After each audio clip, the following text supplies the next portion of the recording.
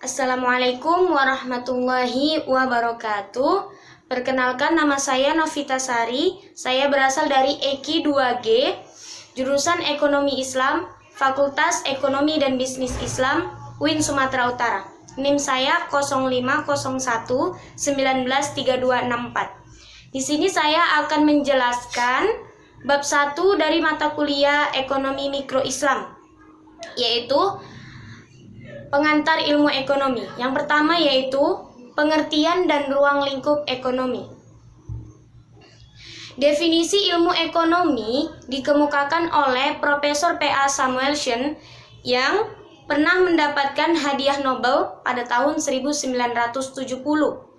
Ia mendefinisikan ilmu ekonomi yaitu suatu bidang studi mengenai individu-individu dan masyarakat membuat pilihan dengan atau tanpa penggunaan uang, dengan menggunakan sumber-sumber daya yang terbatas, tetapi bisa digunakan dalam berbagai cara untuk menghasilkan barang dan jasa, untuk mendistribusikannya untuk kebutuhan konsumsi di masa sekarang dan juga di masa yang akan datang, untuk individu ataupun golongan masyarakat. Sedangkan menurut Menkyu, ilmu ekonomi didefinisikan sebagai studi tentang bagaimana masyarakat mengelola sumber daya yang selalu terbatas atau langka.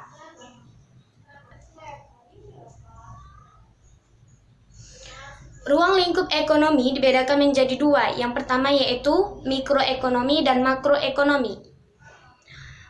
Mikroekonomi diartikan sebagai ilmu ekonomi kecil, yaitu suatu bidang studi ilmu ekonomi yang menganalisis bagian-bagian kecil terhadap keseluruhan kegiatan perekonomian, interaksi di pasar barang. Dalam teori ilmu ekonomi, barang adalah suatu institut yang pada umumnya tidak berwujud atau tidak mempunyai wujud fisik, yang dapat mempertemukan antara penjual dan pembeli untuk membicarakan tentang harga dan jumlah barang. Tingkah laku penjual dan pembeli. Yang pertama yaitu bagaimana seseorang pembeli menggunakan uangnya untuk membeli kebutuhan yang ia butuhkan. Yang kedua yaitu bagaimana seseorang penjual atau produsen dalam menentukan tingkat produksi yang akan dilakukannya. Penggolongan dan jenis-jenis analisis ekonomi dalam ilmu ekonomi. Aspek analisisnya diantaranya yang pertama yaitu analisa biaya atau manfaat, yang kedua yaitu teori permintaan dan penawaran, yang ketiga elastisitas, yang keempat model-model pasar, yang kelima industri, yang keenam yaitu teori harga, dan yang ketujuh yaitu teori produksi. Yang kedua yaitu ilmu ekonomi makro.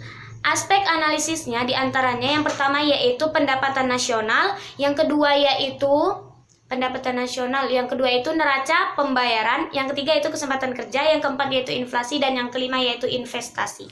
Sifat pernyataan dalam teori ekonomi. Sifat atau ciri agar analisanya menjadi benar diperlukan adanya ada 10. Yang pertama yaitu definisi, asumsi, hipotesa, ramalan, penggunaan grafik atau kurva. Yang keenam yaitu asas rasionalitas dan kontinum. Yang ketujuh yaitu mengikuti atau memilih, yaitu flowing and choice. Yang kedelapan yaitu dalam perekonomian atau tepatnya menjalani hidup. Yang kesembilan yaitu persamaan dan identitas, dan yang kesepuluh yaitu asas non-satietas.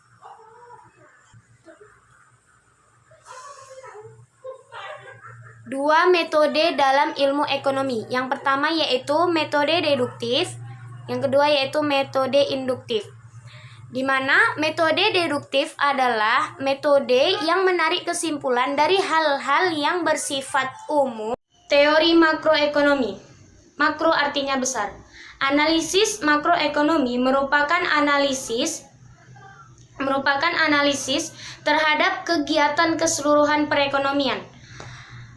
Pelaku-pelaku kegiatan ekonomi ada 3. Yang pertama yaitu rumah tangga.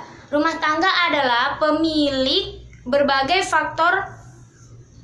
faktor produksi yang tersedia dalam kegiatan perekonomian. Yang kedua yaitu perusahaan. Perusahaan merupakan organisasi yang dikembangkan oleh seseorang atau kelompok untuk menghasilkan barang dan jasa yang disebut sebagai pengusaha. Yang ketiga yaitu pemerintah. Pemerintah di sini yaitu badan-badan pemerintah yang mengatur perekonomian. Sirkulasi aliran pendapatan biasanya dibuat oleh para ahli-ahli ekonomi dalam bentuk diagram. Diagram ini menggambarkan aliran-aliran pendapatan, barang-barang produksi,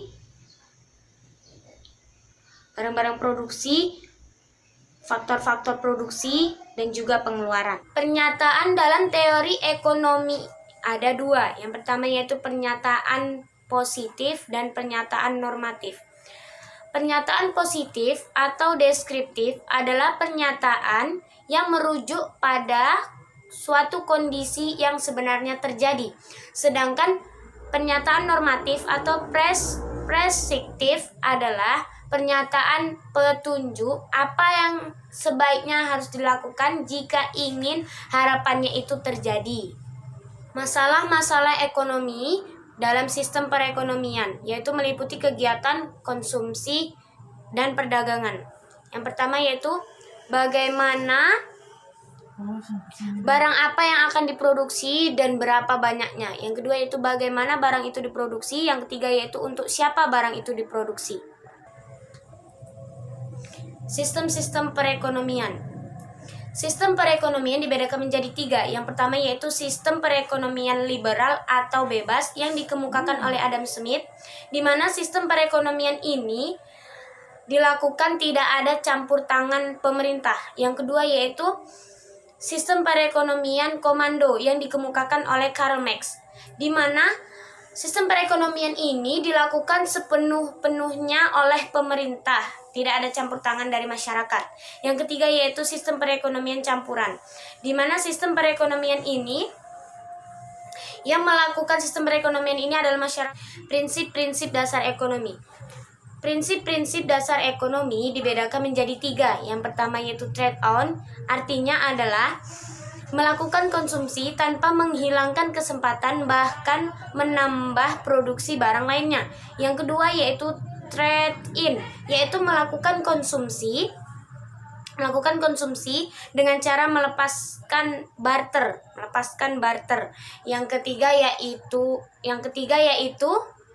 trade off, yaitu dengan cara untuk menambah produksi.